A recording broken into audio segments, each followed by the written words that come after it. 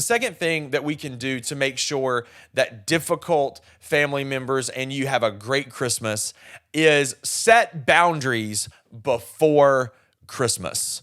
Set some boundaries before Christmas. We just talked for a few minutes about diversity. Well, here's the thing. Diversity is important, that we can love each other in diversity. But there's also just some things that you don't have to talk about. There's also some things that you just don't have to have a discussion around when everybody's together.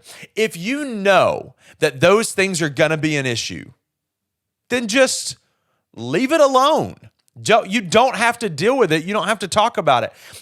And don't do things that make it feel for the other person that you're crossing a boundary for their life either. Make sure that, with the things that you say, with the opportunities or activities that you do, with the gifts that you give, that they aren't something that they would feel as crossing a boundary. Respect that boundary. And I would encourage you, if you do have some issues where you're going to walk into a hotbed of topics, which, by the way, 2020 has kind of teed us up for the most uncomfortable Christmas season ever, right? Because families are going to disagree on race relations. Families are going to disagree on politics.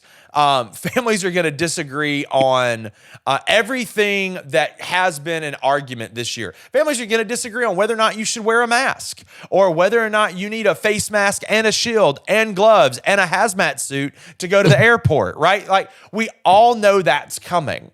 But if we can set some boundaries up before we go and know those boundaries, I think that it'll make for a much more pleasant and peaceful Christmas.